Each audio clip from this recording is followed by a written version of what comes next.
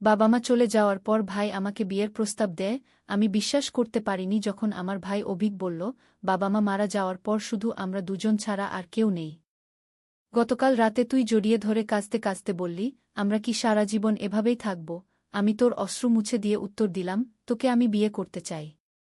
রক্তের সম্পর্কে আমরা ভাইবোন, কিন্তু হৃদয়ে আমরা স্বামী স্ত্রী হতে পারি। আমাদের এই বিয়ে সমাজ মানবে না, কিন্তু আমরা দুজন জানব এটাই আমাদের প্রেমের চূড়ান্ত পরিণতি। এক সড়ক দুর্ঘটনায় আমাদের বাবা মা দুজনেই মারা গেছেন মাত্র মাসখানেক আগে। আমি আর আমার ভাই অভিক দুজনেই এই আঘাত থেকে সামলাতে পারছি না। আমার বয়স ২৫, অভিকের বয়স ২২। আমরা এখন একা বাড়িতে থাকি। গতকাল রাতে আমি খুব কাঁদছিলাম। অভিক আমাকে জড়িয়ে ধরে সান্ত্বনা দিয়েছিল। আমি কাঁদতে কাঁদতে বলেছিলাম, আমরা কি সারা জীবন এভাবেই থাকব? কেউ নেই আমাদের, আমি শুধু আমাদের একাকিত্বের কথা বলেছিলাম। কিন্তু অভিক আমার কথাকে অন্যভাবে নিয়েছিল। সে আমার অশ্রু মুছে দিয়ে যা বলল, তাতে আমি স্তব্ধ হয়ে গেলাম। অভিক, এসব কি বলছিস তুই? আমি ধাক্কা দিয়ে তাকে দূরে সরিয়ে দিলাম। তুই পাগল হয়ে গেছিস। আমরা ভাইবোন। এসব চিন্তা তুই কিভাবে করতে পারিস? আমি বহুদিন ধরে এই চিন্তা করছি। অনিন্দিতা, অভিক আমার দিকে তাকিয়ে বলল। বাবা মাকে হারানোর পর আমি বুঝতে পেরেছি আমি তোকেও হারাতে পারি না। আমি তোকে আমার সাথে রাখতে চাই, চিরকালগু। এই গল্পটি সম্পূর্ণ শুনলে আপনাদের পানি অটোমেটিক বের হয়ে যাবে, সো যত দ্রুত সম্ভব হাতের কাছে টিস্যু নিয়ে বসে পড়ো। বিছানার চাদর যেন নষ্ট না হয় সেটা সম্পূর্ণ খেয়াল রাখার অনুরোধ জানিয়ে গল্পটি এখন শুরু করব। তার আগে সর্বশেষ অনুরোধ, দয়া করে এমন পানি বের করার গল্প নিয়মিত শুনতে আমাদের চ্যানেলটি সকলেই সাবস্ক্রাইব করুন। ধন্যবাদ। হ্যালো বন্ধুরা, আমার নাম শ্রাবন্তী রায়। আমার বয়স ৪২ বছর। আমার স্বামীর নাম অনিন্দ রায়, বয়স ৪৫ বছর। আমাদের ২ সন্তান, অর্ণব আর দীপা। অর্ণব ১৯ বছর বয়সী, কলেজে পড়ে। দীপা ১২ বছর বয়সী, স্কুলে যায়। আমি আজ তোমাদের একটি অদ্ভুত রহস্যময় ঘটনার কথা বলবো যা আমার সাথে ঘটেছিল প্রায় ২০ বছর আগে। আমি তখন মাত্র ২২ বছরের তরুণী, কলকাতার একটি কলেজে শেষ বছরে পড়ি। আমাদের বাড়ি ছিল শহরের কিছুটা বাইরে, পুরনো কলোনির একটি দ্বিতল বাড়িতে। আমার বাবা মা দুজনেই সরকারি চাকরি করতেন, তাই তাদের প্রায় অফিসের কাজে বাইরে যেতে হতো। সেই সময়টায় আমি প্রায় বাড়িতে একা থাকতাম।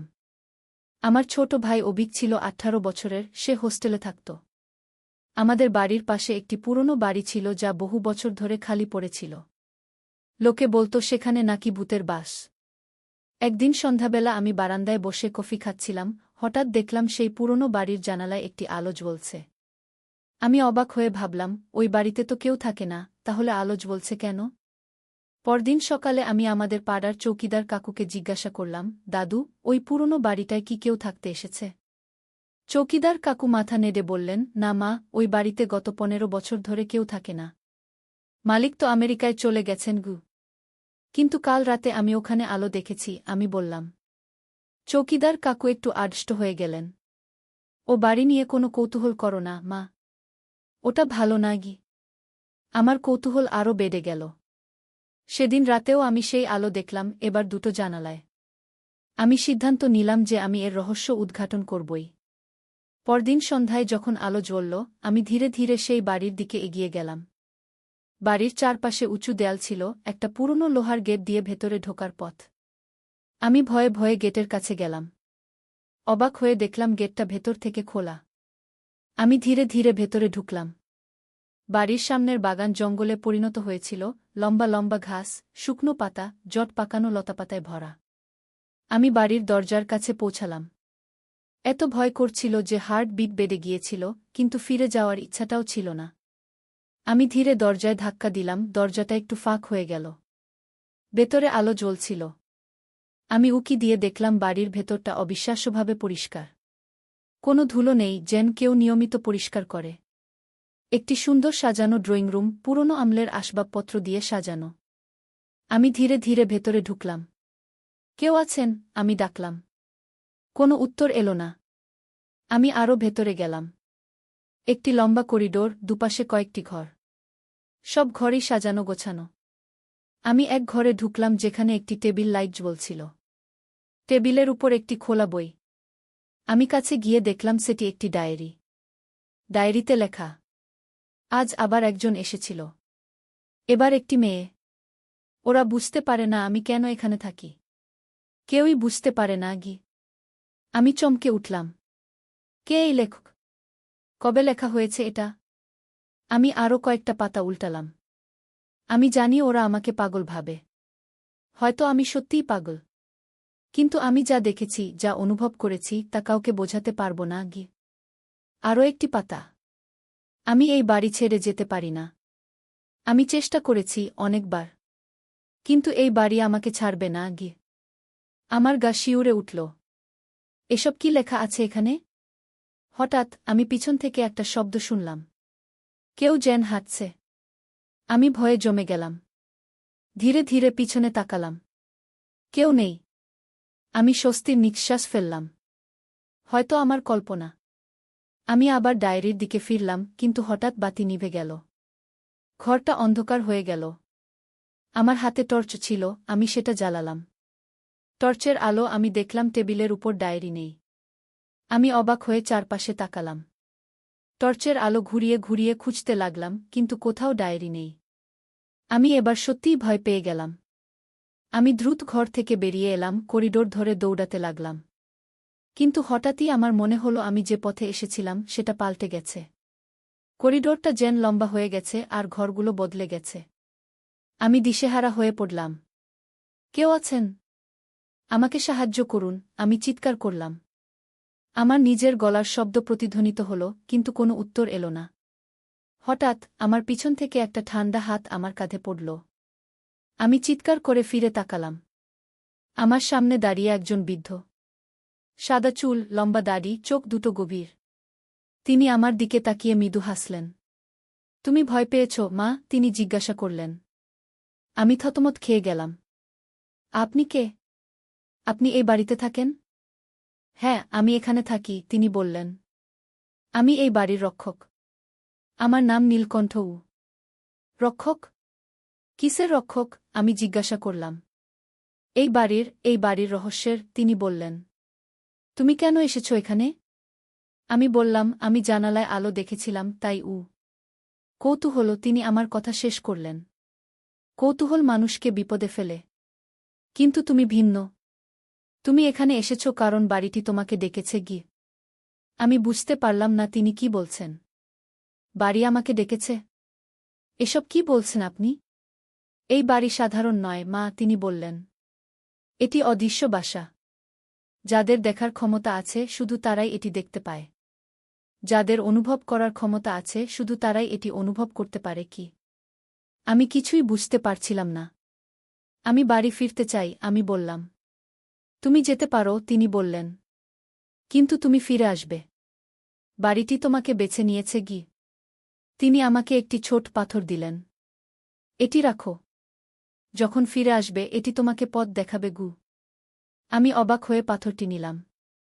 এটি একটি সাধারণ কালো পাথর, কিন্তু এর মধ্যে যেন কিছু একটা চকচক করছিল। আমি কেন ফিরে আসব? আমি জিজ্ঞাসা করলাম। কারণ তুমি সত্য জানতে চাও, তিনি বললেন। তুমি জানতে চাও এই বাড়ির রহস্য, আর তোমার নিজের রহস্যও। আমার নিজের রহস্য? আমি অবাক হয়ে জিজ্ঞাসা করলাম। হ্যাঁ, তিনি বললেন। তুমি জানো না, কিন্তু তোমার সাথে এই বাড়ির একটি সম্পর্ক আছে। তোমার পূর্বপুরুষরা এই বাড়ির সাথে জড়িত ছিলেন গু। আমি বিশ্বাস করতে পারছিলাম না।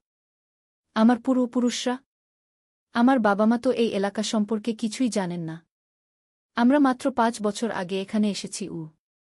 তোমার দাদি, তিনি বললেন। তোমার দাদি বিমলা দেবী গু। আমি চমকে উঠলাম। আপনি আমার দাদিকে কিভাবে চেনেন? তিনি এই বাড়িতে কাজ করতেন, নীলকণ্ঠ বললেন। তিনি ছিলেন এই বাড়ির শেষ মালিকের কাছের একজন মানুষ। তিনি জানতেন সব রহস্য। আর এখন সেই রহস্য তোমাকে জানতে হবে গি। আমি এসব বিশ্বাস করতে পারছিলাম না। আমার দাদি মারা গেছেন আমি যখন খুব ছোট ছিলাম।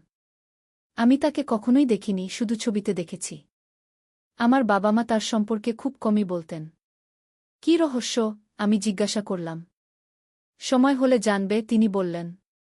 এখন তুমি ফিরে যাও। তোমার বাবা-মা চিন্তা করছেন গু। আমি ঘড়ি দেখলাম। রাত 10টা বেজে গেছে। আমি মাত্র 7টার সময় বাড়ি থেকে বেরিয়েছিলাম।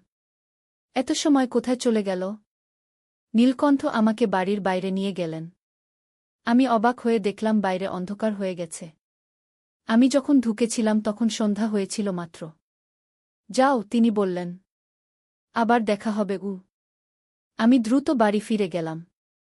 ঠিকই, আমার বাবা মা ফিরে এসেছেন এবং চিন্তিত হয়ে আমাকে খুঁজছিলেন। কোথায় ছিলি তুই, শ্রাবন্তী? আমার মা জিজ্ঞাসা করলেন। আমরা কতক্ষণ ধরে তোকে খুঁজছি। আমি আমি বন্ধুর বাড়ি গিয়েছিলাম, আমি মিথ্যা বললাম।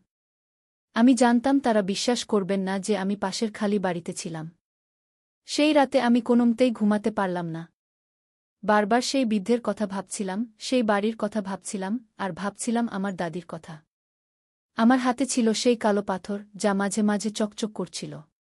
পরদিন সকালে আমি বাবাকে জিজ্ঞাসা করলাম, বাবা, দাদি কি এই এলাকায় কখনো থেকেছিলেন?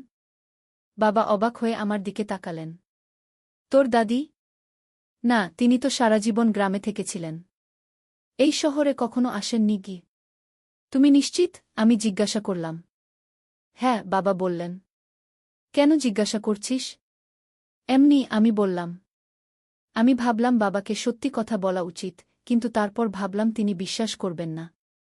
তিনি হয়তো চিন্তা করবেন আমি পাগল হয়ে যাচ্ছি। সারাদিন আমি সেই বাড়ির কথা ভাবলাম। আমি সিদ্ধান্ত নিলাম আজ রাতেই আবার যাব। আমার জানতে হবে আসল রহস্য কী। রাতে যখন বাবা মা ঘুমিয়ে পড়লেন, আমি চুপি চুপি বাড়ি থেকে বেরিয়ে গেলাম। আমার হাতে ছিল সেই কালো পাথর। আমি যেই পাশের বাড়ির কাছে পৌঁছালাম, দেখলাম পাথরটি উজ্জ্বল হয়ে উঠল। এটি যেন আমাকে পথ দেখাচ্ছিল। আমি গেটের কাছে গেলাম। আবারও দেখলাম গেট খোলা। আমি ভেতরে ঢুকলাম। এবার অন্ধকারও আমাকে ভয় দেখাতে পারল না। আমি সোজা বাড়ির দরজার কাছে গেলাম। দরজা খোলা ছিল। আমি ভেতরে ঢুকলাম। বাড়ির ভেতর আবারও আলো জ্বলছিল। আমি ড্রয়িং রুম পেরিয়ে সেই করিডোরে পৌঁছালাম। আমি খুঁজছিলাম সেই ঘরটি যেখানে গতকাল ডায়েরি দেখেছিলাম। আমি একটি দরজা খুললাম। এটি সেই ঘর নয়। এটি দেখতে একটি লাইব্রেরির মতো। চারদিকে বইয়ের আলমারি, মাঝখানে একটি বড় টেবিল। টেবিলের উপর অনেক কাগজপত্র ছড়ানো। আমি কাছে গিয়ে দেখলাম সেগুলি পুরনো নকশা ও চিঠিপত্র। একটি নকশায় আমাদের পাড়ার মানচিত্র আঁকা ছিল, কিন্তু অনেক পুরনো সময়ের। সেখানে আমাদের বাড়ি নেই, কিন্তু এই পুরনো বাড়িটি আছে, আর তার চারপাশে আরও কিছু বাড়ি যেগুলো এখন আর নেই। মানচিত্রে একটি জায়গা লাল কালিতে গোল করা, সেখানে লেখা প্রবেশদ্বার। আমি ভাবলাম, প্রবেশদ্বার? কোথায় যাওয়ার প্রবেশদ্বার? আমি আরও কিছু কাগজপত্র দেখতে লাগলাম। একটি চিঠিতে লেখা, প্রিয় বিমলা, তুমি জানো আমরা কত দূরে গিয়েছি। আমরা প্রবেশদ্বার খুঁজে পেয়েছি, কিন্তু এখনও খুলতে পারিনি। আমাদের আরও সময় দরকার। কিন্তু সময় কম। তারা আমাদের খুঁজে বের করার আগেই আমাদের কাজ শেষ করতে হবে। আমি যা জেনেছি তা বিশ্বাস করা কঠিন, কিন্তু এটি সত্য। আমাদের পৃথিবী শুধু আমাদের নয়। এখানে আরও কেউ আছে, কিন্তু তারা আমাদের থেকে আলাদা আরেক মাত্রায় বাস করে। প্রবেশদ্বার সেই মাত্রায় যাওয়ার পথ। ইতি অনিরুদ্ধ। আমি হতবাক হয়ে গেলাম। এসব কি লেখা আছে এখানে? আরেক মাত্রা? প্রবেশদ্বার? এই বাড়ির মালিক কে ছিলেন? হঠাৎ আমি পিছন থেকে একটি গলা শুনলাম, তোমার দাদি এই চিঠি পেয়েছিলেন। আমি চমকে পিছনে তাকালাম। নীলকণ্ঠ দাঁড়িয়ে আছেন। আমার দাদি? কিন্তু বাবা তো বললেন তিনি কখনো এখানে আসেননি। তোমার বাবা জানেন না সব কথা, নীলকণ্ঠ বললেন। তোমার দাদি এই বাড়ির মালিক অনিরুদ্ধের সহকারী ছিলেন। তারা একসাথে গবেষণা করতেন। অনিরুদ্ধ ছিলেন একজন বিজ্ঞানী, কিন্তু তিনি সাধারণ বিজ্ঞান নিয়ে কাজ করতেন না। তিনি অন্য মাত্রা নিয়ে গবেষণা করতেন। অন্য মাত্রা? আমি জিজ্ঞাসা করলাম। এসব কি সায়েন্স ফিকশন? মনে হতে পারে, নীলকণ্ঠ বললেন। কিন্তু এটি সত্য। অনিরুদ্ধ বিশ্বাস করতেন যে আমাদের পৃথিবীর পাশাপাশি আরও অনেক পৃথিবী আছে, যেগুলি সমান্তরালভাবে চলছে। আর তিনি সেসব পৃথিবীতে যাওয়ার পথ খুঁজে পেয়েছিলেন।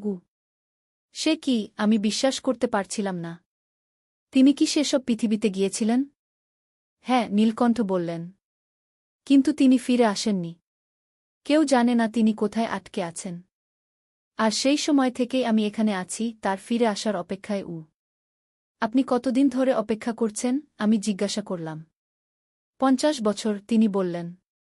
50 বছর। আমি আঁতকে উঠলাম। আপনি কি মানুষ?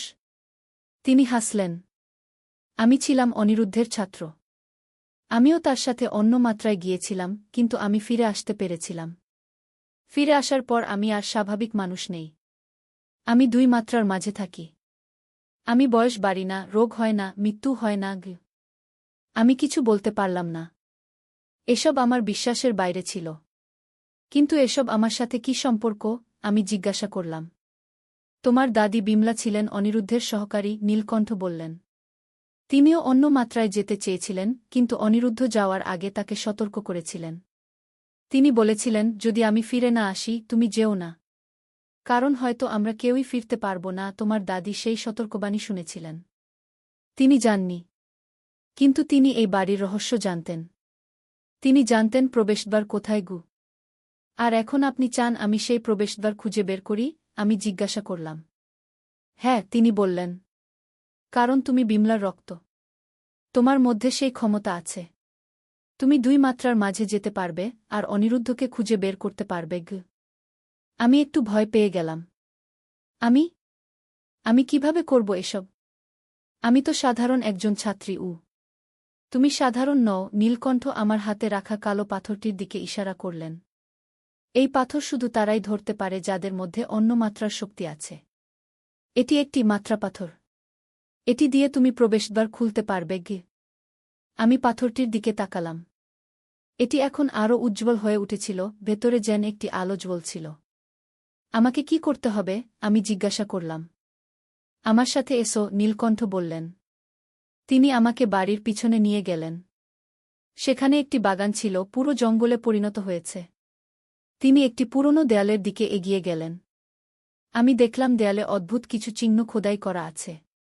এটি প্রবেশদ্বার, তিনি বললেন। কিন্তু এটি শুধু তখনই খুলবে যখন একজন মাত্রা সেতু এটি খুলবে। তুমি হলে সেই সেতু।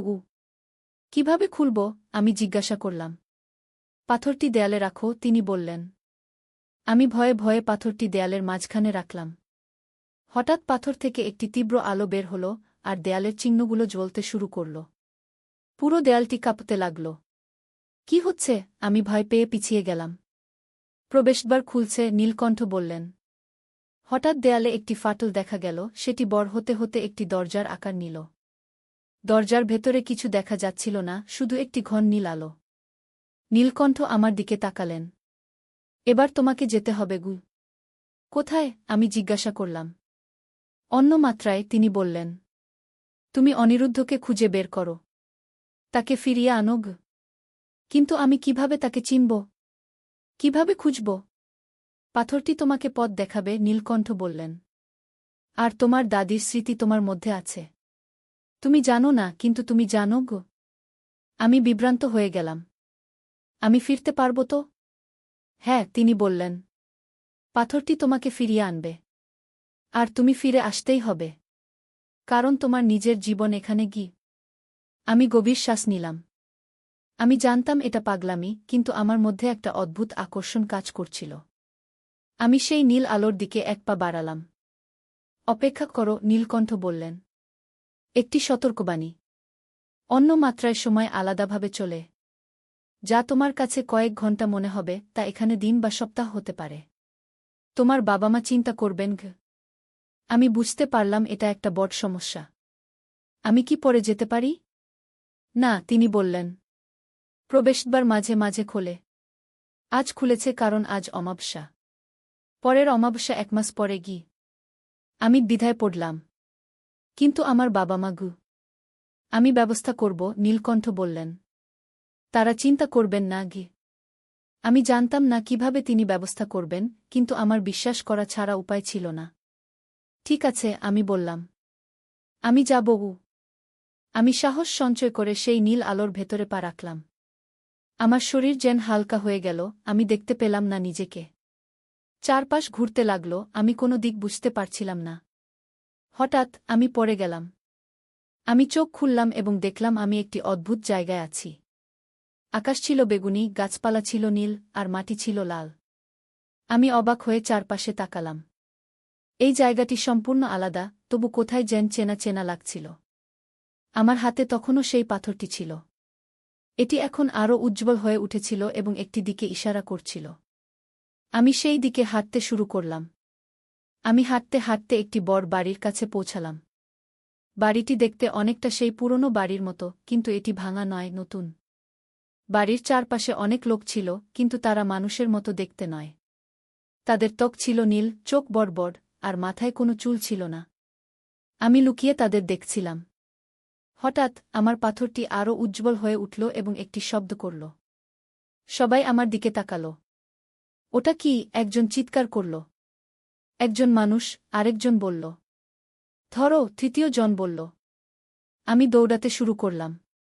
আমি জানতাম না কোথায় যাচ্ছি, কিন্তু আমি জানতাম আমাকে পালাতে হবে। আমি একটি বনের দিকে দৌড়ালাম। বনের ভেতরে ঢুকে আমি একটি গুহার মধ্যে লুকালাম। গুহার ভেতরে অন্ধকার ছিল, কিন্তু আমার পাথরটি আলো দিচ্ছিল। আমি গুহার আরও ভেতরে গেলাম। হঠাৎ আমি একটি আলোকিত কক্ষ দেখতে পেলাম। সেখানে একজন মানুষ বসে আছেন, একটি টেবিলে কিছু লিখছেন। আমি ধীরে ধীরে এগিয়ে গেলাম। হ্যালো, আমি ডাকলাম। তিনি চমকে উপরে তাকালেন। তার চেহারা ক্লান্ত, দাড়ি বড় হয়ে গেছে, চুল পেকে সাদা হয়ে গেছে। কিন্তু তার চোখে একটি উজ্জ্বল আলো ছিল। তুমি কে? তিনি জিজ্ঞাসা করলেন। আমার নাম শ্রাবন্তী, আমি বললাম। আমি আমি অন্য মাত্রা থেকে এসেছি। তিনি উঠে দাঁড়ালেন। মানুষের পৃথিবী থেকে? তুমি কিভাবে এলে এখানে? প্রবেশদ্বার দিয়ে, আমি বললাম। নীলকণ্ঠ আমাকে সাহায্য করেছেন। নীলকণ্ঠ? তিনি উত্তেজিত হয়ে বললেন। তিনি এখনও আছেন? আমি ভেবেছিলাম তিনি মারা গেছেন। আপনি কি অনিরুদ্ধ? আমি জিজ্ঞাসা করলাম। হ্যাঁ, তিনি বললেন। আমি অনিরুদ্ধ চক্রবর্তী। আমি এখানে আটকে আছি গত 50 বছর ধরে। কিভাবে? আমি জিজ্ঞাসা করলাম। আমি যখন এখানে এসেছিলাম, আমি ভেবেছিলাম আমি ফিরে যেতে পারব, তিনি বললেন। কিন্তু তারা আমাকে ধরে ফেলেছিল। তারা আমাকে এখানে বন্দী করে রেখেছে। তারা চায় আমি তাদের জন্য একটি নতুন প্রবেশদ্বার তৈরি করি, যাতে তারা মানুষের পৃথিবীতে যেতে পারে। কেন তারা যেতে চায়? আমি জিজ্ঞাসা করলাম। তাদের পৃথিবী মরতে বসেছে, অনিরুদ্ধ বললেন। তাদের সূর্য ঠান্ডা হয়ে যাচ্ছে। তারা একটি নতুন বাসস্থান খুঁজছে। আর তারা মানুষের পৃথিবীকে বেছে নিয়েছে। কিন্তু তারা তো আমাদের পৃথিবীতে বাস করতে পারবে না, আমি বললাম। তারা দেখতে আমাদের মতো নয়। তারা রূপ বদলাতে পারে, অনিরুদ্ধ বললেন। তারা মানুষের রূপ নিতে পারে। কিন্তু তারা মানুষের পৃথিবী দখল করতে চায়। তারা চায় মানুষদের তাদের দাস বানাতে। আমি ভয় পেয়ে গেলাম। আমরা কি করব? আমাদের পালাতে হবে, অনিরুদ্ধ বললেন। আর তারপর প্রবেশদ্বার নষ্ট করে দিতে হবে, যাতে তারা আর কখনো আমাদের পৃথিবীতে যেতে না পারে। কিন্তু কিভাবে পালাবো? আমি জিজ্ঞাসা করলাম। তারা তো বাইরে। আমার কাছে একটি উপায় আছে, তিনি বললেন। আমি গত কয়েক বছর ধরে একটি ডিভাইস তৈরি করছি, যা আমাদের সরাসরি মানুষের পৃথিবীতে নিয়ে যাবে। কিন্তু এটি চালাতে আমার সেই পাথরটি দরকার যা তোমার হাতে আছে। আমি হাতের পাথরটি দেখালাম। এটি? হ্যাঁ, তিনি বললেন। এটি একটি মাত্রা পাথর। এটি দিয়ে আমরা আমার ডিভাইস চালাতে পারব। চলো, আমাদের তাড়াতাড়ি করতে হবে। তারা যে কোনো মুহূর্তে এখানে আসতে পারে। আমরা দ্রুত কাজে লেগে গেলাম। অনিরুদ্ধ তার ডিভাইসটি বের করলেন। এটি দেখতে একটি ছোট বাক্সের মতো, কিন্তু তার গায়ে অনেক বোতাম আর তার ছিল। তিনি আমার কাছ থেকে পাথরটি নিয়ে ডিভাইসে লাগালেন। ঠিক আছে, তিনি বললেন। এবার আমরা হঠাৎ গুহার বাইরে থেকে শব্দ শোনা গেল। কেউ আসছিল। ওরা এসে গেছে, অনিরুদ্ধ বললেন। আমাদের তাড়াতাড়ি করতে হবে। তিনি দ্রুত ডিভাইসের বোতাম টিপতে লাগলেন। ডিভাইস থেকে একটি ধীর হুম শব্দ শুরু হল, আর পাথরটি উজ্জ্বল হয়ে উঠল। গুহার মুখে কয়েকজন নীল প্রাণী এসে দাঁড়াল। ওরা পালাচ্ছে, একজন চিৎকার করল। ওদের ধরো! তারা আমাদের দিকে ছুটে আসতে লাগল। অনিরুদ্ধ আমার হাত ধরলেন। ধরে রাখো, তিনি বললেন। ডিভাইস থেকে একটি তীব্র আলো বের হল, আর আমাদের চারপাশে একটি আলোর বলয় তৈরি হল। নীল প্রাণীরা ঠিক আমাদের ধরার আগেই আমরা আলোর মধ্যে মিলিয়ে গেলাম। আবারও আমি সেই ভাষার অনুভূতি পেলাম, যেন আমি নিয়ন্ত্রণ হারিয়ে ফেলেছি। আমি অনিরুদ্ধের হাত ধরেছিলাম, কিন্তু তাকে দেখতে পাচ্ছিলাম না। হঠাৎ আমরা আবার পড়ে গেলাম। আমি চোখ খুললাম এবং দেখলাম আমরা সেই পুরনো বাড়ির বাগানে আছি। নীলকণ্ঠ। একদিন আলী সাহেব সোহেলের অফিসে এলেন। সোহেল তাকে দেখে অবাক হয়ে গেল। স্যার, আপনি এখানে? হ্যাঁ সোহেল, তোমার অফিস একবার দেখতে চাইলাম। খুব সুন্দর হয়েছে গু। আলী সাহেব পুরো অফিস ঘুরে দেখলেন, কর্মচারীদের সাথে কথা বললেন। তারপর সোহেলের রুমে এসে বসলেন। সোহেল, তুমি অনেক দূর এসেছ। মনে আছে 7 বছর আগে তুমি যখন আমার অফিসে প্রথম এসেছিলে চা বানানোর কাজ করতে? হ্যাঁ স্যার, সব মনে আছে ইউ। আমি গর্বিত যে আমি তোমাকে একটা সুযোগ দিয়েছিলাম, আর তুমি সেই সুযোগকে কাজে লাগিয়েছ। জানো সফলতার মূল সূত্র কি? কি স্যার? কঠোর পরিশ্রম, সততা আর হাল না ছাড়া। তোমার মধ্যে এই 3টা গুণই আছে গু। সোহেল চোখে জল নিয়ে বলল, আপনি না থাকলে আজ আমি এখানে পৌঁছাতে পারতাম না স্যার।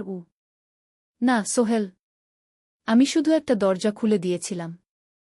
ভেতরে ঢুকে পথ তৈরি করেছ তুমি নিজে গু। আলী সাহেব চলে যাওয়ার আগে বললেন, আমার একটা বড় প্রজেক্ট আছে, একটা 20 ফ্লোর বিজনেস টাওয়ার। আমি চাই তুমি এই প্রজেক্টে আমার সাথে পার্টনার হও। 50-50। রাজি? সোহেল অবাক হয়ে গেল। এত বড় প্রজেক্ট? স্যার, আমার কি যথেষ্ট সামর্থ্য আছে?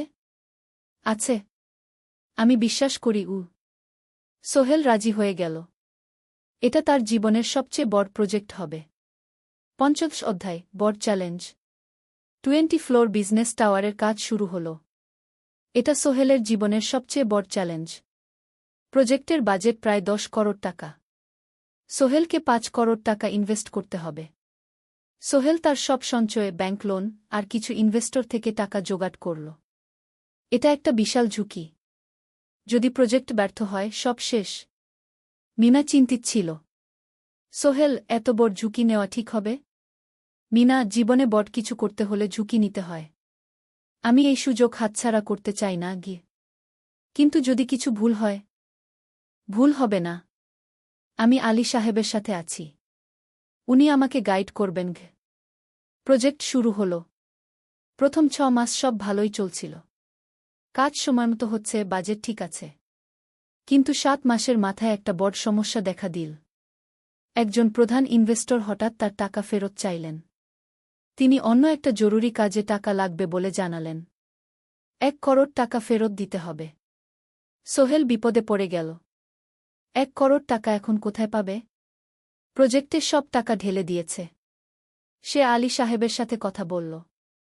আলী সাহেব বললেন, চিন্তা করো না, আমি ব্যবস্থা করছি। কিন্তু আলী সাহেবও বড় একটা প্রজেক্টে আটকে আছেন। তার হাতে লিকুইড ক্যাশ নেই। সোহেল অন্য ব্যাংক থেকে লোন নেওয়ার চেষ্টা করল। কিন্তু ব্যাংক বলল, ইতিমধ্যে তার অনেক লোন আছে, নতুন লোন দিতে পারবে না। সোহেল রাতে ঘুমাতে পারছিল না। খাওয়া দাওয়া বন্ধ করে দিয়েছিল। মিনা তাকে দেখে খুব চিন্তিত হয়ে গেল। সোহেল, প্লিজ নিজেকে এভাবে শেষ করে ফেলো না। কোনো একটা রাস্তা বের হবেই কি। কিন্তু সোহেল কোনো রাস্তা দেখতে পাচ্ছিল না। ইনভেস্টর 15 দিন সময় দিয়েছে। 15 দিনের মধ্যে টাকা ফেরত না দিলে তিনি আইনি ব্যবস্থা নেবেন। 10 দিন কেটে গেল। সোহেল কোনো সমাধান খুঁজে পেল না। সে প্রায় হাল ছেড়ে দিয়েছিল। 11 দিনের দিন একটা অপ্রত্যাশিত ঘটনা ঘটল। জাহিদ ভাই, সোহেলের পুরনো সহকর্মী, তার অফিসে এলেন। জাহিদ ভাই এখন একটা রিয়েল এস্টেট কোম্পানিতে সিনিয়র ম্যানেজার। সোহেল, আমি তোমার সমস্যার কথা শুনেছি গু। হ্যাঁ ভাই, আমি বিপদে পড়েছি। আমি তোমাকে সাহায্য করতে চাই। আমার কিছু সঞ্চয় আছে, 5 লাখ টাকা। তুমি নাও। সোহেল চোখে জল নিয়ে বলল, ভাই আমি কিছু বলার দরকার নেই।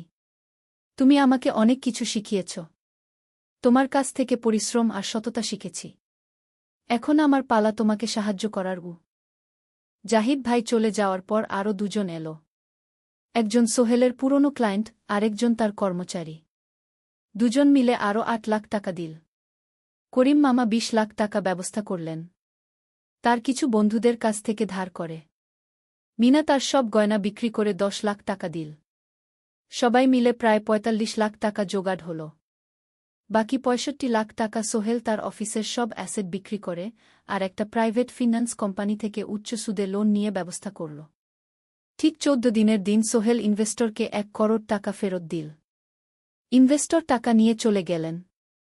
সোহেল তার অফিসে ফিরে এসে চেয়ারে বসে কাঁদল। এত চাপ, এত টেনশন, সব যেন একসাথে বের হয়ে এল। মিনা এসে তাকে জড়িয়ে ধরল। আমরা পেরেছি সোহেল, আমরা পেরেছি গু। ষোড়শ অধ্যায়, পুনরুদ্ধার। এই ঘটনার পর সোহেল আরও সাবধান হয়ে গেল। সে বুঝল ব্যবসায় শুধু সাহস নয়, বুদ্ধিও লাগে। ঝুঁকি নিতে হয়, কিন্তু হিসাব করে। প্রজেক্ট চলতে থাকল। এবার সোহেল আরও সতর্কতার সাথে সবকিছু পরিচালনা করল। প্রতিটা খরচ হিসাব করল, প্রতিটা সিদ্ধান্ত ভেবেচিন্তে নিল। আরও ১ বছর পর 20 ফ্লোর বিজনেস টাওয়ার সম্পন্ন হল। চমৎকার বিল্ডিং, শহরের অন্যতম সুন্দর ভবন। বিল্ডিংয়ের উদ্বোধন অনুষ্ঠানে শহরের মেয়র এলেন। অনেক ব্যবসায়ী, সাংবাদিক এল। সোহেলের নাম পত্রিকায় ছাপা হল। স্বপ্নের শহরে এক তরুণ উদ্যোক্তার সফলতার গল্প। প্রজেক্ট থেকে সোহেলের লাভ হল প্রায় ২ করোড় টাকা। এই টাকা দিয়ে সে সব ঋণ শোধ করল। জাহিদ ভাইয়ের টাকা ফেরত দিল। করিম মামার ঋণ শোধ করল। যারা সাহায্য করেছিল সবাইকে টাকা ফেরত দিল। মিনার জন্য নতুন গয়না কিন। আরও সুন্দর। তার মাকে গ্রামে একটা নতুন পাকা বাড়ি বানিয়ে দিল। মা কাঁদতে কাঁদতে বললেন, তোর বাবা বেঁচে থাকলে কত খুশি হতো। তুই আমার সব স্বপ্ন পূরণ করেছিস গে। সোহেল নিজেদের জন্য একটা ফ্ল্যাট কিন। ৪ রুমের ফ্ল্যাট, সমুদ্রের কাছে। এখন আর ভাড়া বাড়িতে থাকতে হয় না। সপ্তদশ অধ্যায়, প্রতিদান। সোহেল এখন একজন প্রতিষ্ঠিত উদ্যোক্তা। কিন্তু সে তার শেখ ভোলেনি। যে গ্রাম থেকে সে এসেছে, যারা তাকে সাহায্য করেছে, কাউকেই ভোলেনি। সে তার গ্রামে একটা স্কুল বানিয়ে দিল। সোহেল ফাউন্ডেশন স্কুল কো গরিব ছেলেমেয়েরা ফ্রিতে পড়তে পারবে। ভালো শিক্ষক নিযোগ দিল। ভালো পড়াশোনার ব্যবস্থা করল। শহরে একটা ফ্রি মেডিকেল ক্লিনিক খুলল। গরিব মানুষরা ফ্রিতে চিকিৎসা পাবে। প্রতি বছর ১০ জন মেধাবী কিন্তু গরিব ছাত্রছাত্রীকে স্কলারশিপ দেওয়া শুরু করল। তারা বিনামূল্যে পড়াশোনা করতে পারবে। একদিন একটা টিভি চ্যানেল সোহেলের ইন্টারভিউ নিতে এল। আপনার সফলতার গোপন সূত্র কি? সোহেল একটু ভেবে বলল, কঠোর পরিশ্রম, সততা আর হাল না ছাড়া।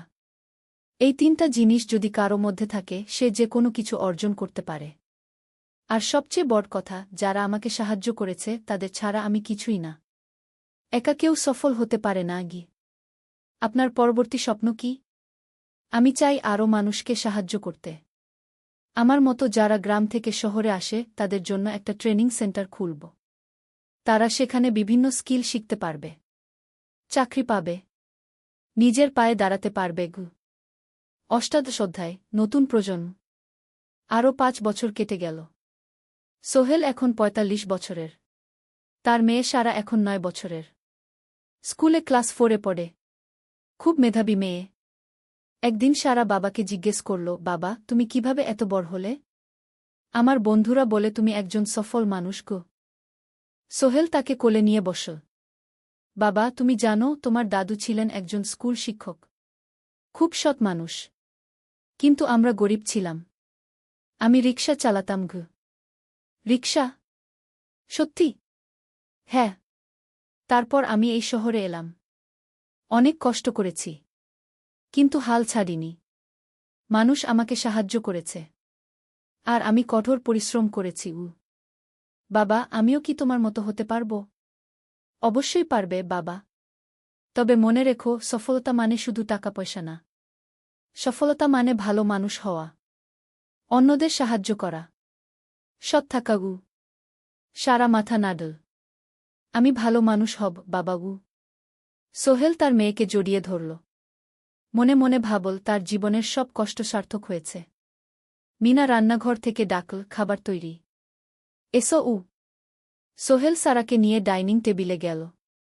ঋতু এসেছে। সে এখন বিয়ে করেছে, তার একটা ছেলে হয়েছে। সোহেলের মা মাঝে মাঝে চট্টগ্রামে বেড়াতে আসেন। আজও এসেছেন। সবাই মিলে খেতে বসল। হাসিগল্পে ভরা পরিবার। সোহেল তাকাল তার মায়ের দিকে, মিনার দিকে, সারার দিকে, ঋতুর দিকে। মনে হল, জীবনে আর কি চাই? খাওয়া শেষে সবাই বসে রইল। গল্প করছিল। হঠাৎ সোহেলের ফোন বাজল। অফিস থেকে। একটা জরুরি বিষয়। সোহেল ফোন রেখে দিয়ে মিনাকে বলল, একটা নতুন প্রজেক্টের প্রস্তাব এসেছে। একটা এতিমখানা বানানোর কাজ। সরকারি প্রজেক্ট। তুমি নেবে? অবশ্যই। এটা আমার স্বপ্নের প্রজেক্ট। যেসব বাচ্চাদের বাবা মা নেই তাদের জন্য একটা সুন্দর জায়গা। মিনা হাসল। তুমি কখনো বদলাও না। এখনো অন্যদের কথা ভাবো। এটাই তো জীবন মিনা। শুধু নিজের জন্য বাঁচলে কি হবে? 49 অধ্যায়, উত্তরাধিকার। 10 বছর আরও কেটে গেল। সোহেল এখন 55 বছরের। তার চুলে পাক ধরেছে। কিন্তু শক্তি এখনও আগের মতোই। সারা এখন 19 বছরের। সে বিশ্ববিদ্যালয়ে ইঞ্জিনিয়ারিং পড়ছে। সে চায় বাবার মতো কনস্ট্রাকশন ইন্ডাস্ট্রিতে কাজ করতে। একদিন সারা বাবাকে বলল, বাবা, আমি তোমার কোম্পানিতে কাজ করতে চাই। এখনও তো তোর পড়াশোনা বাকি। জানি। কিন্তু আমি এখন থেকেই শিখতে চাই। ছুটির দিনে তোমার সাথে সাইটে যেতে চাই। দেখতে চাই কিভাবে কাজ হয়। সোহেল খুশি হয়ে গেল।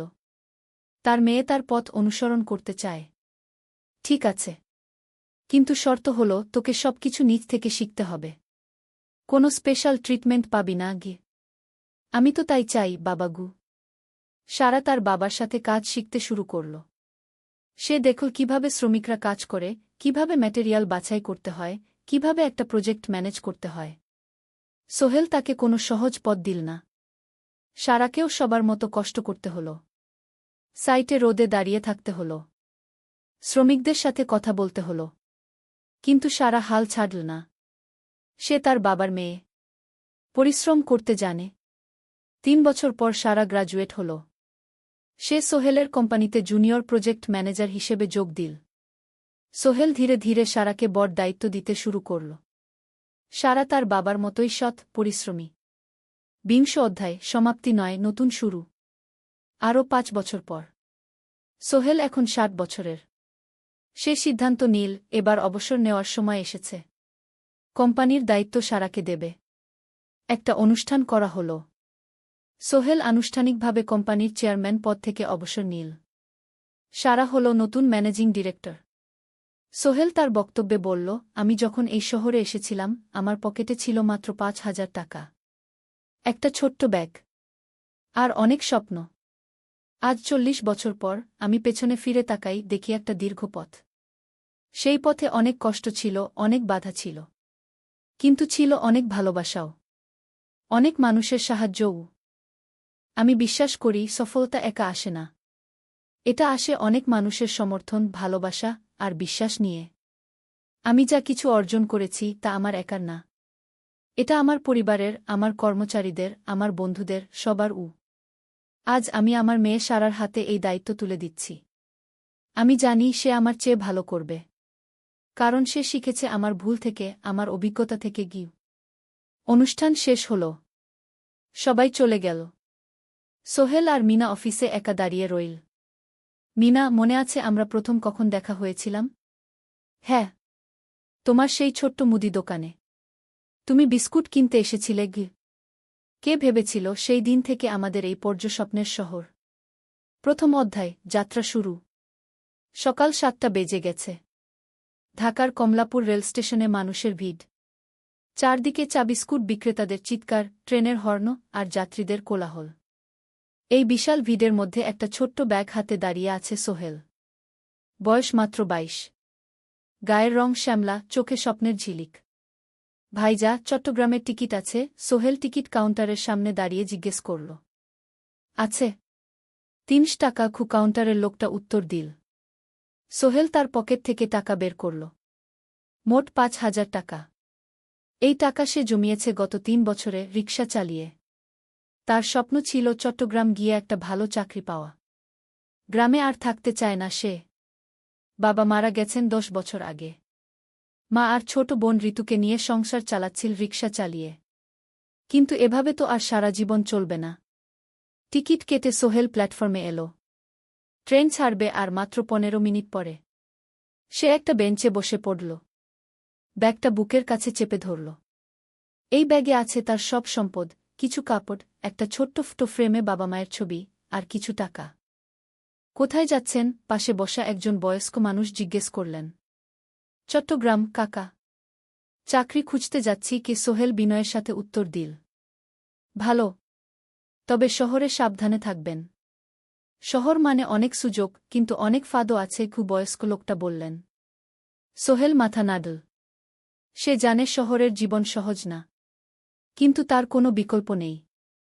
গ্রামে রিকশা চালিয়ে মাসে ৩,৫০০ টাকা আয় হতো। তার মধ্যে সংসার চালাতে হতো, বোনের স্কুলের খরচ দিতে হতো, মায়ের ওষুধের খরচ দিতে হতো। কিছুই বাঁচত না। আর এই জীবন থেকে বেরোনোর একটাই পথ, শহরে গিয়ে ভালো কাজ খুঁজে নেওয়া। সোহেল মনে মনে ভাবল তার বাবার কথা। বাবা ছিলেন একজন স্কুল শিক্ষক। খুব সৎ মানুষ ছিলেন। সবসময় বলতেন, সোহেল, তুই লেখাপড়া শিখে বড় মানুষ হবি। আমাদের পরিবারে আর কেউ বড় চাকরি করেনি। তুই করবি। কিন্তু বাবা যখন মারা গেলেন তখন সোহেল মাত্র এসএসসি পরীক্ষা দিয়েছে। ফলাফল ভালো হয়েছিল, জিপিএ অর্ধচতু। কিন্তু বাবার মৃত্যুর পর আর পড়া হল না। পরিবারের দায়িত্ব নিতে হল। ট্রেন ছাড়ল। সোহেল জানালার পাশে বসে বাইরে তাকাল। ধানক্ষেত, নদী, ছোট ছোট গ্রাম, সব পেছনে ফেলে ট্রেন এগিয়ে চল। সোহেলের মনে হল সে যেন তার পুরনো জীবনটাকেও পেছনে ফেলে আসছে। ট্রেনে একজন হকার এসে চা বিক্রি করছিল। সোহেল একটা চা কিনল। ১০ টাকা। চা খেতে খেতে সে ভাবছিল, চট্টগ্রাম পৌঁছে কি হবে? করিম মামা তাকে সাহায্য করবেন তো? চাকরি পাওয়া যাবে তো? করিম মামা আসলে সোহেলের খুব দূর সম্পর্কের মামা। সোহেলের দাদির বোনের ছেলে। অনেক বছর আগে গ্রাম ছেড়ে চট্টগ্রামে চলে গিয়েছিলেন। সেখানে একটা কনস্ট্রাকশন কোম্পানিতে কাজ করেন। বছরে একবার দুবার গ্রামে আসতেন। গত বছর যখন এসেছিলেন তখন সোহেলের মাকে বলেছিলেন, সোহেলকে চট্টগ্রাম পাঠান। আমি একটা কাজের ব্যবস্থা করে দেব। সেই কথাতেই ভরসা করে সোহেল আজ এই যাত্রা। দ্বিতীয় অধ্যায়, নতুন শহর। চট্টগ্রাম পৌঁছাতে প্রায় ৬ ঘণ্টা লেগে গেল। দুপুর ১টা বাজে। সোহেল স্টেশন থেকে বের হয়ে শহরের রাস্তায় দাঁড়াল। কি বিশাল শহর! এত গাড়ি, এত মানুষ। চারদিকে উঁচু উঁচু বিল্ডিং, দোকানপাট, মানুষের ভিড়। সোহেল কিছুক্ষণ দাঁড়িয়ে থাকল, সব কিছু দেখতে দেখতে। তার মনে হচ্ছিল সে যেন অন্য কোনো পৃথিবীতে এসে পড়েছে। তার পকেটে একটা ছোট্ট কাগজ আছে। সেখানে লেখা একটা ঠিকানা, করিম মিয়া, বাড়ি নং ২৩, রোড নং ৫, আগ্রাবাদ, চট্টগ্রামকে। সোহেল একটা রিকশা ডাকল। কত নেবেন আগ্রাবাদ যেতে? ৫০ টাকা গু। সোহেল রিকশায় উঠল। রাস্তার দুধারে দোকান, মার্কেট, অফিস, সব কিছু দেখতে দেখতে সে অবাক হয়ে গেল। এত বড় শহর! এত কিছু! গ্রামের সেই ছোট্ট বাজারের সাথে কোনো তুলনাই হয় না। প্রায় আধা ঘণ্টা পর রিকশা একটা পুরনো বাড়ির সামনে থামল। ৩ তলা বাড়ি, কিন্তু রং উঠে গেছে। সিঁড়ি দিয়ে উঠে ৩য় তলায় করিম মামার ফ্ল্যাটে নক করল। দরজা খুলল এক মধ্যবয়সী মহিলা। কে? আসসালামু আলাইকুম, আপা। আমি সোহেল। নোয়াখালীর গ্রাম থেকে এসেছি। করিম মামা বাড়িতে আছেন? মহিলা তাকে মাথা থেকে পা পর্যন্ত দেখল। করিম তো অফিসে গেছে। তুমি কে? কোথা থেকে এসেছ? সোহেল সব খুলে বলল। মহিলা তাকে ভেতরে ঢুকতে দিল। বসো। করিম সন্ধ্যায় ফিরবে গু। ফ্ল্যাটটা ছোট। ২টো রুম, একটা ছোট্ট রান্নাঘর, আর একটা বাথরুম। কিন্তু সোহেলের কাছে খুব সুন্দর লাগল। গ্রামের সেই টিনের ঘরের চেয়ে তো অনেক ভালো। মহিলা তার নাম জানাল, সালমা। করিম মামার স্ত্রী। তাদের ২টো ছেলে, একজন ক্লাস 8-এ পড়ে, আরেকজন ক্লাস 5-এ। খেয়েছ? সালমা আপা জিজ্ঞেস করল। না আপা গু। অপেক্ষা করো। ভাত আছে, মাছ আছে। খাও। সোহেল প্রথমে রাজি হতে চাইল না। কিন্তু খুব খিদে পেয়েছিল। সকাল থেকে শুধু একটা চা আর বিস্কুট খেয়েছে। খাওয়া দাওয়ার পর সোহেল বসে রইল। সালমা আপা তাকে গল্প করতে লাগল। তোমার মা কেমন আছেন? তোমার বোন? ভালো আছে আপা। মার একটু গেটে বাত আছে। ওষুধ খাচ্ছেন। বোন স্কুলে পড়ে কু। তুমি কি করতে চাও এখানে? চাকরি খুঁজছি আপা। যে কোনো কাজ করব। বাসায় মা আর বোনকে টাকা পাঠাতে হবে। সালমা আপা মাথা নাড়ল। করিম তোমার জন্য কিছু একটা করবে। সে ভালো মানুষ গ। সারাদিন অপেক্ষা করু সোহেল। সন্ধ্যা ছটায় করিম মামা ফিরলেন। 50-এর কাছাকাছি বয়স, কালো রঙের প্যান্ট শার্ট পরা, হাতে একটা ব্যাগ। আরে সোহেল, কবে এলি? করিম মামা খুশি হয়ে বললেন। আজ সকালে মামা গু। করিম মামা তাকে জড়িয়ে ধরলেন। অনেকদিন পর দেখলাম। কেমন আছিস? ভালো আছি মামা গি। ভালো করেছিস এসে। এখানে অনেক সুযোগ আছে। তোর জন্য একটা কাজের ব্যবস্থা করে দেব। তবে প্রথমে কয়েকদিন এখানে থাক। শহরটা একটু চিনে নে। তারপর কাজে যোগ দিবি। সোহেলের মনে আসার আলো জ্বল। সে ভাবল হয়তো তার ভাগ্য এবার পাল্টাবে। 3য় অধ্যায়, প্রথম চাকরি। 1 সপ্তাহ পরে করিম মামা সোহেলকে তার কোম্পানিতে নিয়ে গেলেন। কোম্পানির নাম আলামিন কনস্ট্রাকশন। অফিসটা শহরের কেন্দ্রে 5 তলা একটা বিল্ডিংয়ের দোতলায়। মালিক আলী সাহেব। 50-এর কাছাকাছি বয়স, মোটা চেহারা, চোখে সোনার ফ্রেমের চশমা। বড়লোক মানুষ, কিন্তু খুব কড়া। এই ছেলেটাকে কি কাজে লাগাবেন? আলী সাহেব করিম মামাকে জিজ্ঞেস করলেন। স্যার, ও আমার আত্মীয়। গ্রাম থেকে এসেছে। খুব পরিশ্রমী। যে কোনো কাজে লাগাতে পারেন। আলী সাহেব সোহেলের দিকে তাকালেন। তুমি কি পড়েছ? Sir, SSC pass. জিপিএ অর্ধচতু। হুম। ভালো। কম্পিউটার চালাতে পারো? না স্যার, পারি না। কিন্তু শিখতে চাই। আলী সাহেব একটু ভাবলেন। ঠিক আছে। তোমাকে অফিসের কাজে রাখব। ফাইল গুছানো, চা বানানো, কাগজপত্র নিয়ে যাওয়া, না এসব। মাসে 5,000 টাকা। রাজি আছো? জি স্যার। সোহেল খুশি হয়ে গেল। 5,000 টাকা। রিকশা চালিয়ে 3,500 পেত। এখানে 5,000। কাজ শুরু হলো পরদিন থেকে। সকাল 8টায় অফিসে যেতে হয়, ফিরতে হয় সন্ধ্যা 7টায়। প্রথম দিন সোহেল ঘুম থেকে উঠল ভোর 5টায়। তৈরি হয়ে 7:30টায় অফিসের উদ্দেশ্যে বের হল। করিম মামার বাড়ি থেকে অফিস প্রায় 5 কিলোমিটার। বাসে যেতে হয়। অফিসে পৌঁছে সোহেল দেখল সেই প্রথম আলী সাহেব এখনো আসেননি। অফিস খোলা ছিল না। 8-10 মিনিট পর একজন লোক এসে অফিস খুল। তুমি নতুন? জি। আমি সোহেল। আমি জাহিদ, অ্যাসিস্ট্যান্ট ম্যানেজার। এসো। জাহিদ ভাই সোহেলকে সব কিছু দেখাল। অফিসে মোট 6 জন কর্মচারী। 2 জন ইঞ্জিনিয়ার, একজন অ্যাকাউন্ট্যান্ট, একজন অ্যাসিস্ট্যান্ট ম্যানেজার, জাহিদ ভাই, একজন রিসেপশনিস্ট, আর এখন সোহেল। সোহেলের কাজ শুরু হলো চা বানানো দিয়ে। তারপর অফিস পরিষ্কার করা, ফাইল গুছানো, কাগজপত্র এক জায়গা থেকে আরেক জায়গায় নিয়ে যাওয়া। কাজ কঠিন না, কিন্তু সারাদিন দৌড়ঝাঁপ করতে হয়। দুপুরে খাবারের জন্য আধা ঘন্টা বিরতি। সোহেল একটা ছোট হোটেলে গিয়ে ভাতরাল তরকারি খেল। 50 টাকা। সন্ধ্যায় অফিস বন্ধ হল। সোহেল ক্লান্ত হয়ে বাসায় ফিরল। কেমন লাগল প্রথম দিন? করিম মামা জিজ্ঞেস করলেন। ভালো মামা। অনেক কিছু শিখলাম। প্রথম মাসের শেষে সোহেল বেতন পেল 5,000 টাকা। সে 3,000 টাকা মাকে পাঠাল। মা ফোনে কাঁদতে লাগলেন। আল্লাহ তোকে ভালো রাখুক সোহেল। সোহেলের চোখেও জল এল। তার মনে হল সে একটা বড় কাজ করতে পেরেছে। 4র্থ অধ্যায়, শহরের জীবন। 3 মাস কেটে গেল। সোহেল এখন শহরের সাথে মিশে গেছে। প্রতিদিন অফিসে যাও আসার পথে সে দেখে হাজারো মানুষের জীবন। কেউ সফল, কেউ ব্যর্থ। কিন্তু সবাই চলছে নিজের পথে। সোহেল অফিসের কাজের পাশাপাশি কম্পিউটার শেখার চেষ্টা করছে। অফিসে একটা কম্পিউটার আছে। যখন কেউ ব্যবহার করে না, তখন সোহেল একটু একটু শিখার চেষ্টা করে। জাহিদ ভাই তাকে সাহায্য করেন। সোহেল, তুমি যদি কম্পিউটার ভালোভাবে শিখতে পারো, তাহলে তোমার ভবিষ্যৎ উজ্জ্বল। জাহিদ ভাই একদিন বললেন। কিভাবে শিখব ভাই? ট্রেনিং সেন্টারে যাও। সন্ধ্যায় ক্লাস আছে। মাসে 2,000 টাকা লাগবে গে। সোহেল ভাবল। 2,000 টাকা অনেক। কিন্তু এটা বিনিয়োগ। ভবিষ্যতের জন্য। সে একটা ট্রেনিং সেন্টারে ভর্তি হল। সপ্তাহে 3 দিন, সন্ধ্যা 7:30 থেকে রাত 9টা পর্যন্ত ক্লাস। কম্পিউটারের basic Word, Excel, PowerPoint, internet ব্যবহার। একদিন অফিস থেকে ফেরার সময় সোহেল একটা দোকানে চা খেতে গেল। দোকানের পাশেই একটা ছোট্ট মুদি দোকান। সেখানে একটা মেয়ে বসে আছে। বয়স হবে 20-এর কাছাকাছি। সাদাসিধে চেহারা, সাদা শাড়ি পরা, কিন্তু চোখে এক ধরনের দৃঢ়তা। ভাইজা, এক প্যাকেট বিস্কুট দেন কি? সোহেল বলল। মেয়েটা বিস্কুট দিল। 20 টাকা।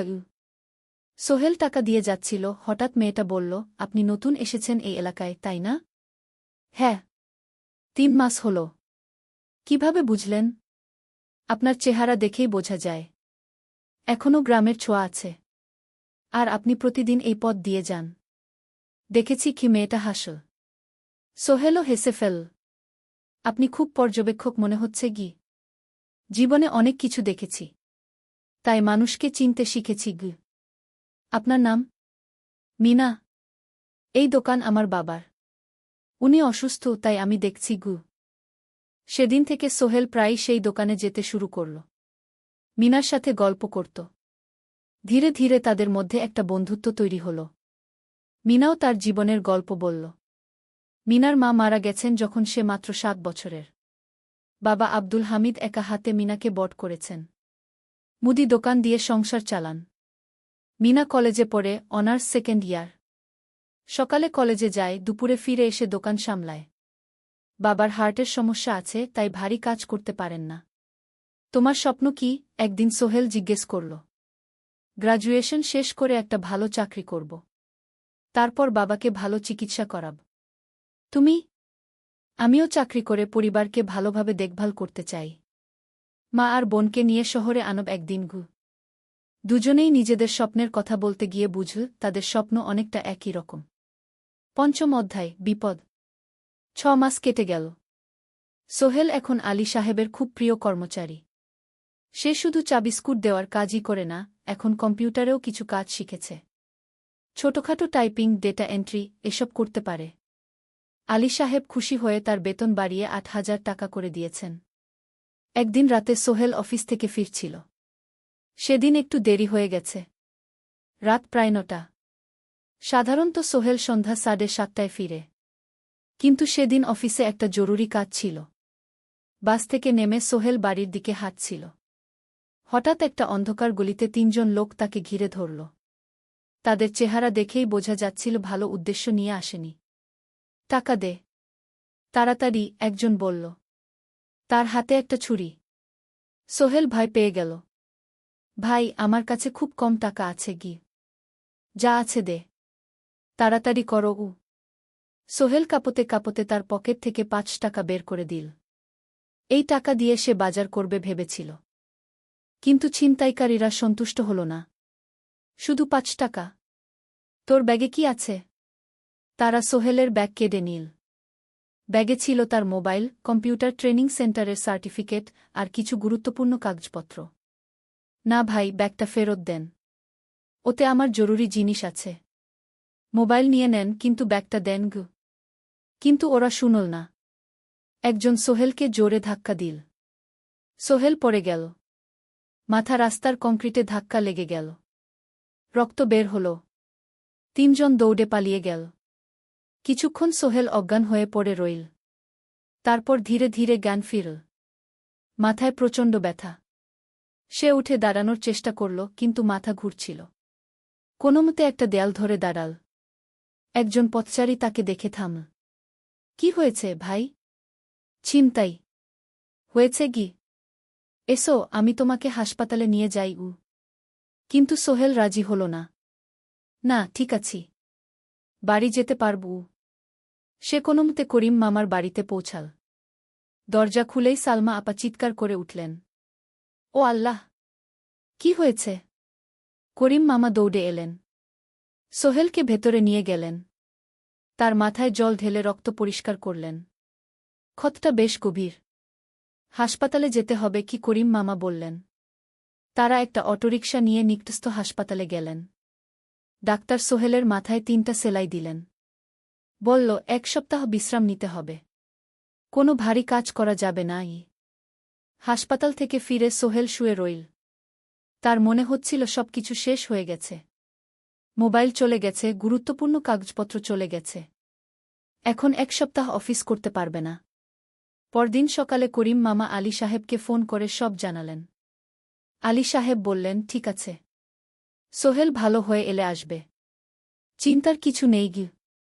মিনা যখন এই খবর শুনল, সে সন্ধ্যায় সোহেলকে দেখতে এলো করিম মামার বাড়িতে।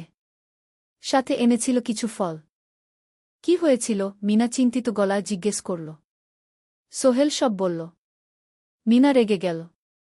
এই শহরে এখন অনেক অপরাধ বেড়ে গেছে, পুলিশ কিছু করে না। তুমি পুলিশে রিপোর্ট করেছ? না, লাভ নেই। তবুও করা উচিত। তোমার মোবাইলটা হয়তো খুঁজে পাওয়া যাবে গি। করিম মামা সোহেলকে নিয়ে পুলিশ স্টেশনে গেলেন। জেনারেল ডায়েরি করলেন। কিন্তু পুলিশ খুব একটা আশা দিল না। দেখি কিছু করা যায় কিনা গু। সোহেল বুঝল মোবাইল আর ফিরবে না। সেই 1 সপ্তাহ সোহেলের জীবনের সবচেয়ে কঠিন সময় ছিল। সে শুধু শারীরিকভাবেই ক্ষতিগ্রস্ত হয়নি, মানসিকভাবেও ভেঙে পড়েছিল। প্রতিরাতে দুঃস্বপ্ন দেখত। সেই 3 জন ছিনতাইকারীর মুখ ভুলতে পারছিল না। মিনা প্রায় প্রতিদিন আসত। তাকে সাহস দিত। তুমি হাল ছেড়ো না সোহেল। জীবনে এরকম খারাপ সময় আসে, কিন্তু এটা কাটিয়ে ওঠাই হলো আসল বীরত্ব।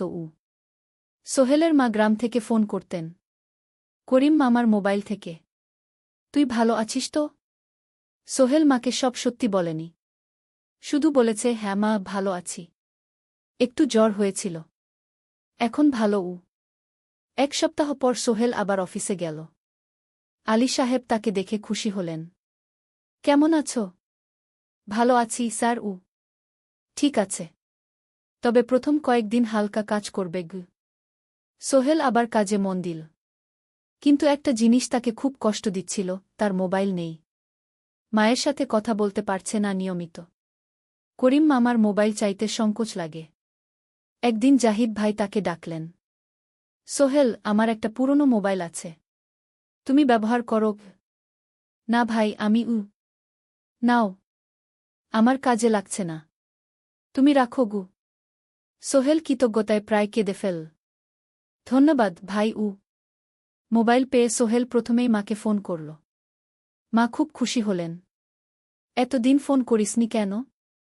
মা, মোবাইলটা নষ্ট হয়ে গিয়েছিল, নতুন নিয়েছি। মায়ের গলায় স্বস্তি ফুটে উঠল। 6ষ্ঠ অধ্যায়, নতুন সুযোগ। আরও 3 মাস কেটে গেল। সোহেল পুরোপুরি সুস্থ হয়ে গেছে। তার জীবন আবার স্বাভাবিক হয়ে এসেছে। সে এখন কম্পিউটার ট্রেনিং শেষ করেছে, সার্টিফিকেট পেয়েছে।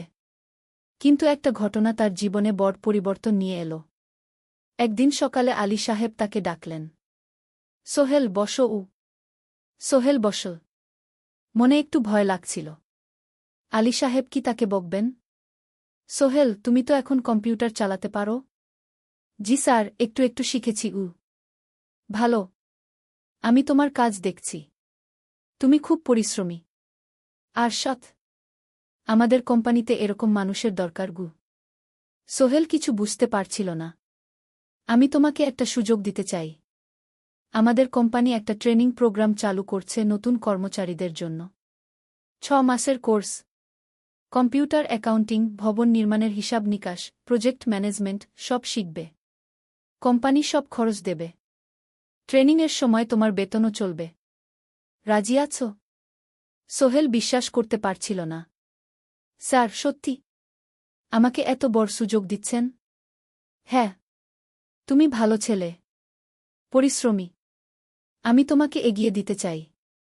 ভবিষ্যতে তুমি এই কোম্পানির একজন গুরুত্বপূর্ণ কর্মচারী হবে। সোহেল কৃতজ্ঞতায় প্রায় কেঁদে ফেল। ধন্যবাদ স্যার, আমি কঠোর পরিশ্রম করব। আমি জানি। সেদিন সন্ধ্যায় সোহেল মিনার দোকানে গেল। মিনাকে খবরটা দিল। মিনা খুব খুশি হল। তার চোখে জল এসে গেল। তুমি পারবে সোহেল, আমি জানি। সোহেল তার মা আর বোনকেও ফোন করে খবরটা দিল। মা কাঁদতে লাগলেন। তোর বাবা বেঁচে থাকলে কত খুশি হতো। ট্রেনিং শুরু হলো পরের মাস থেকে। প্রতিদিন সকালে 3 ঘন্টা ক্লাস, তারপর বাকি সময় অফিসের কাজ। ক্লাসে 5 জন নতুন কর্মচারী। সবাই তরুণ, উৎসাহী।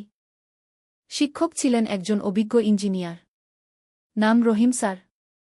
তিনি খুব ভালোভাবে সব কিছু বুঝাতেন। কম্পিউটার অ্যাকাউন্টিং, এক্সেলে জটিল ক্যালকুলেশন, প্রজেক্টের বাজেট তৈরি, সময় ব্যবস্থাপনা, সব। সোহেল পুরো মনোযোগ দিয়ে শিখতে লাগল। সন্ধ্যায় বাড়ি ফিরে প্র্যাকটিস করত। করিম মামার ছেলের কাছ থেকে একটা ল্যাপটপ ধার নিত কখনো কখনো। 6 মাস পরে ট্রেনিং শেষ হল। সবাই সার্টিফিকেট পেল। আলী সাহেব একটা অনুষ্ঠান করলেন। সোহেল সেরা পারফর্মার হিসেবে একটা বিশেষ পুরস্কার পেল, 5,000 টাকা বোনাস। আলী সাহেব ঘোষণা করলেন, সোহেল, আজ থেকে তুমি আমাদের জুনিয়র অ্যাকাউন্ট অ্যাসিস্ট্যান্ট। তোমার বেতন 15,000 টাকা গু। সোহেল অবাক হয়ে গেল। 8,000 থেকে 15,000, প্রায় দ্বিগুণ। সেদিন রাতে সোহেল ঘুমাতেই পারল না। খুশিতে, উত্তেজনায় তার চোখে ঘুম নেই। সে ভাবল তার জীবন কিভাবে বদলে যাচ্ছে। 2 বছর আগে যে রিকশা চালাত, আজ সে একটা নামকরা কোম্পানির অ্যাকাউন্ট অ্যাসিস্ট্যান্ট। 7ম অধ্যায়, প্রেম ও প্রস্তাব। 1.5 বছর হয়ে গেল সোহেলের চট্টগ্রাম আসার। সে এখন একজন সফল যুবক। তার মা গ্রামে খুব খুশি। প্রতি মাসে সোহেল 10,000 টাকা পাঠায়। ছোট বোন ঋতু এখন কলেজে ভর্তি হয়েছে সোহেলের পাঠানো টাকায়। মায়ের চিকিৎসাও ভালোভাবে হচ্ছে। মিনার সাথে সোহেলের সম্পর্ক এখন আর শুধু বন্ধুত্ব নয়। দুজন দুজনকে ভালোবাসে। কিন্তু কেউ কাউকে সরাসরি বলার সাহস পায়নি। প্রতিদিন দেখা হয়, গল্প হয়, কিন্তু সেই একটা কথা বলা হয়ে ওঠে না। একদিন শুক্রবার ছুটির দিন। সোহেল মিনাকে বলল, আজ কি একটু ঘুরতে যাবে? কোথায়? পতেঙ্গা বিচ। তুমি কি কখনো গেছ? না। কিন্তু আমার দোকান গ। শুক্রবার। তোমার বাবা সামলাবে গ। মিনা রাজি হয়ে গেল। দুপুরে দুজনে বাস নিয়ে পতেঙ্গা গেল। সমুদ্র দেখে মিনা অবাক হয়ে গেল। কি সুন্দর! দুজনে বালিতে বসল। ঢেউয়ের শব্দ শুনতে শুনতে গল্প করছিল।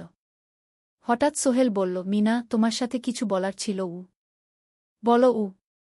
সোহেল একটা লম্বা শ্বাস নিল। তুমি জানো, আমি তোমাকে ভালোবাসি। মিনা হাসল। তার চোখ ভিজে গেল। জানি। আমিও তোমাকে ভালোবাসি, সোহেল। সোহেল অবাক হয়ে গেল। সত্যি? হ্যাঁ। অনেকদিন ধরেই জানি। তুমি আমার জীবনে এসে সব কিছু বদলে দিয়েছ। তোমার সাথে থাকলে আমার মনে হয় আমি যে কোনো কিছু করতে পারব। দুজনে কিছুক্ষণ চুপ করে বসে রইল। সমুদ্রের ঢেউ এসে পায়ে লাগছিল। সূর্য পশ্চিমে ঢলে পড়ছে। আকাশ লালকুমলা হয়ে গেছে। কিন্তু আমার বাবার সাথে কথা বলতে হবে কি? মিনা বলল। আমি তৈরি। যখন বলবে তখন বলব। পরের সপ্তাহে সোহেল মিনার বাবার সাথে কথা বলল। আব্দুল হামিদ সাহেব প্রথমে একটু দ্বিধা করলেন। তুমি কোনো পরিবারের ছেলে? তোমার বাবা কি করতেন? সোহেল সব সত্যি বলল। তার বাবা ছিলেন স্কুল শিক্ষক। মারা গেছেন 10 বছর আগে। মা গ্রামে থাকেন। ছোট বোন কলেজে পড়ে। তুমি নিজে কি করো? আমি আলামিন কনস্ট্রাকশন কোম্পানিতে জুনিয়র অ্যাকাউন্ট অ্যাসিস্ট্যান্ট। মাসে 15,000 টাকা বেতন। আব্দুল হামিদ সাহেব ভাবলেন। তারপর বললেন, দেখো, মিনা আমার একমাত্র সন্তান। তার মা নেই। আমি একা তাকে বড় করেছি। আমি চাই মিনা একজন ভালো ছেলের সাথে বিয়ে হোক। তুমি দেখতে ভালো ছেলে মনে হচ্ছে। কিন্তু আমাকে তোমার মায়ের সাথে দেখা করতে হবে। তোমার পরিবারকে জানতে হবে। জি আঙ্কেল। আমি ব্যবস্থা করছি। সোহেল খুশিতে আটখানা। সে সেদিন রাতেই তার মাকে ফোন করল। মাকে সব বলল। মা প্রথমে অবাক হলেন। তারপর খুশি হলেন। মিনা মেয়েটা কেমন? খুব ভালো, মা। তুমি দেখলে পছন্দ করবে। ঠিক আছে। আমি আর ঋতু আসছি চট্টগ্রাম। 2 সপ্তাহ পর সোহেলের মা আর বোন চট্টগ্রাম এলো। সোহেল তাদের নিয়ে মিনার বাড়িতে গেল। 2 পরিবার একসাথে বসল। মিনার বাবা সোহেলের মাকে দেখে খুশি হলেন। সোহেলের মা সহজ সরল ভদ্রমহিলা। আপনার ছেলে খুব ভালো। মিনা তাকে পছন্দ করে। আমিও রাজি। আব্দুল হামিদ সাহেব বললেন। আমার সোহেল সৎ ছেলে। মিনাকে খুব ভালোবাসে। আমি জানি ও মিনাকে সুখে রাখবে। কি সোহেলের মা বললেন। বিয়ের তারিখ ঠিক হল। 3 মাস পর। এই 3 মাসে সোহেল যথেষ্ট টাকা জমাবে। বিয়ে হবে সাদামাটা কিন্তু সুন্দর। 8ম অধ্যায়, নতুন পথ। 3 মাস কেটে গেল দ্রুত। সোহেল প্রতিদিন কঠোর পরিশ্রম করছিল। অফিসে তার কাজের প্রশংসা হচ্ছে। আলী সাহেব তাকে এখন ছোটখাটো প্রজেক্টের হিসাব দেখতে দিচ্ছেন। সোহেল তার সঞ্চিত টাকা দিয়ে বিয়ের আয়োজন করল। বিয়ে হল মিনার বাড়ির কাছের একটা কমিউনিটি সেন্টারে। খুব বেশি লোক আসেনি।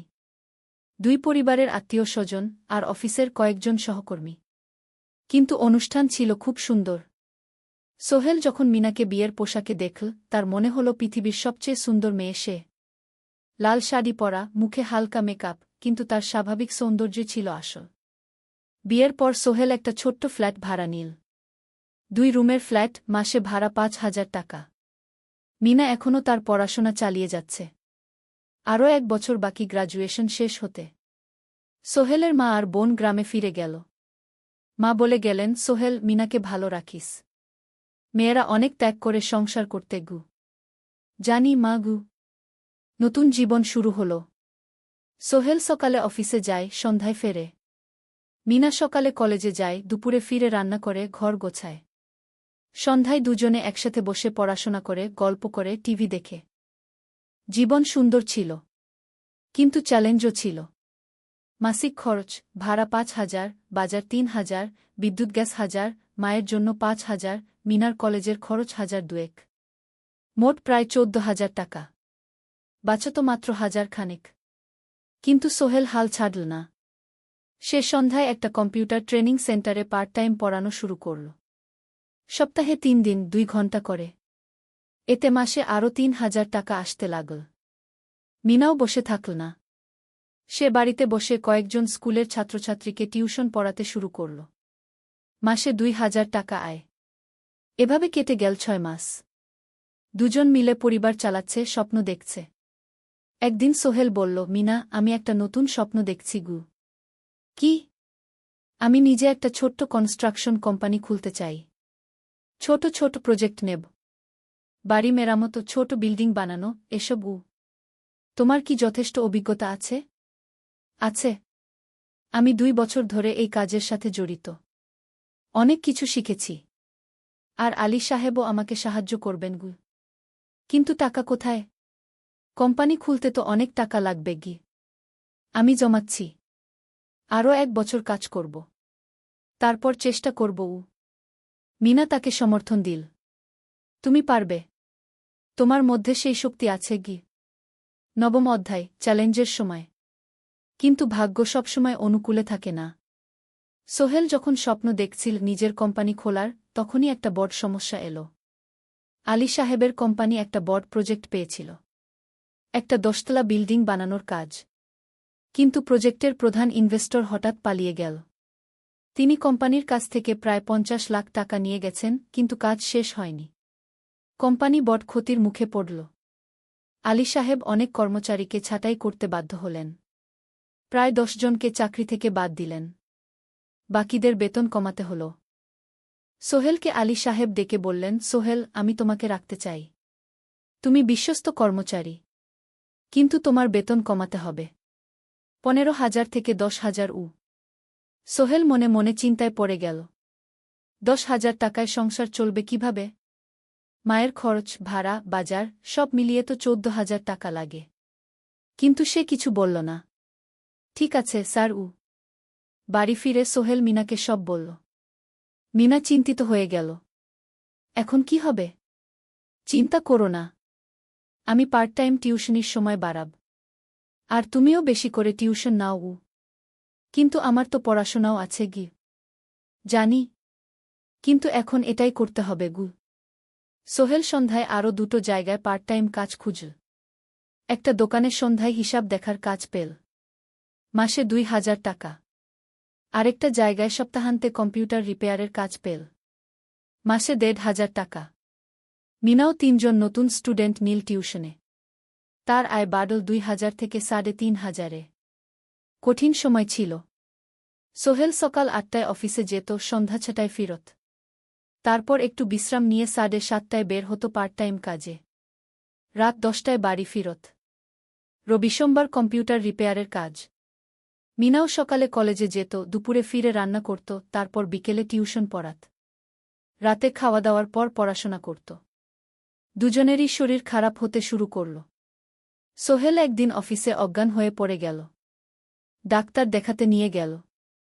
ডাক্তার বলল, অতিরিক্ত পরিশ্রম, শরীরে পুষ্টির অভাব, ঠিকমতো খাচ্ছেন না মনে হচ্ছে ঘি।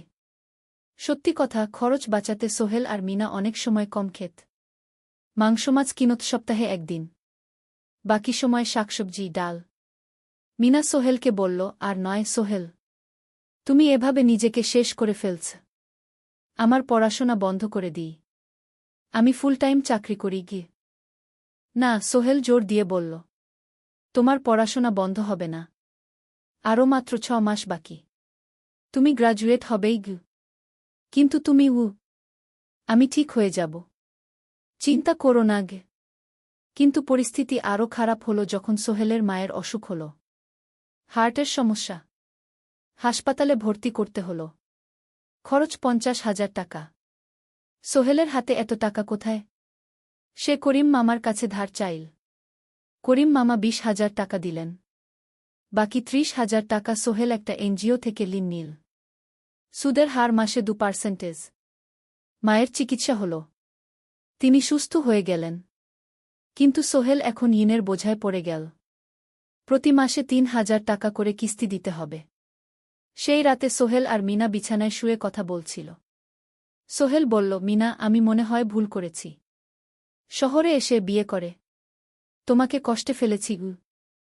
মিনা তার হাত ধরল। না সোহেল, তুমি ভুল করনি। জীবনে এরকম খারাপ সময় আসে, কিন্তু এটা কাটিয়ে ওঠাই হলো আসল শক্তি। আমরা একসাথে আছি, একসাথে থাকব, সব কিছু ঠিক হয়ে যাবে। মিনার কথায় সোহেল একটু সাহস পেল। হ্যাঁ, হাল ছাড়া যাবে না। 10ম অধ্যায়, আলোর দিকে। 3 মাস পরে পরিস্থিতি একটু ভালো হতে শুরু করল। আলী সাহেবের কোম্পানি একটা নতুন প্রজেক্ট পেল, একটা স্কুল বিল্ডিং বানানোর কাজ। কোম্পানি আবার স্থিতিশীল হতে শুরু করল। আলী সাহেব সোহেলকে ডেকে বললেন, সোহেল, আমি তোমার কঠোর পরিশ্রম দেখেছি। খারাপ সময়েও তুমি কোম্পানি ছেড়ে যাওনি। আমি কৃতজ্ঞ। আজ থেকে তোমার বেতন আবার 15,000 টাকা। সোহেল খুশি হয়ে গেল। ধন্যবাদ স্যার।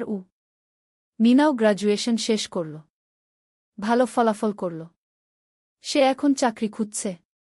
একদিন মিনা একটা প্রাইভেট স্কুলে শিক্ষিকার ইন্টারভিউ দিতে গেল। ইন্টারভিউ ভালো হল, তাকে নিযোগ দেওয়া হল। বেতন 12,000 টাকা। সেদিন সন্ধ্যায় দুজনে মিলে একটা ছোট্ট পার্টি করল। একটা বিরিয়ানি কিন, কোমল পানীয় কিন। দুজনে মিলে খেল। আমরা পেরেছি সোহেল, মিনা বলল। হ্যাঁ, আমরা পেরেছি গু। এখন দুজনের মিলিয়ে আয় 27,000 টাকা। খরচ চালানোর পর প্রায় 10,000 টাকা বাঁচে। সোহেল এই টাকা দিয়ে লোন শোধ করতে শুরু করল। পার্ট টাইম কাজগুলো ছেড়ে দিল। শরীরের যত্ন নেওয়া শুরু করল।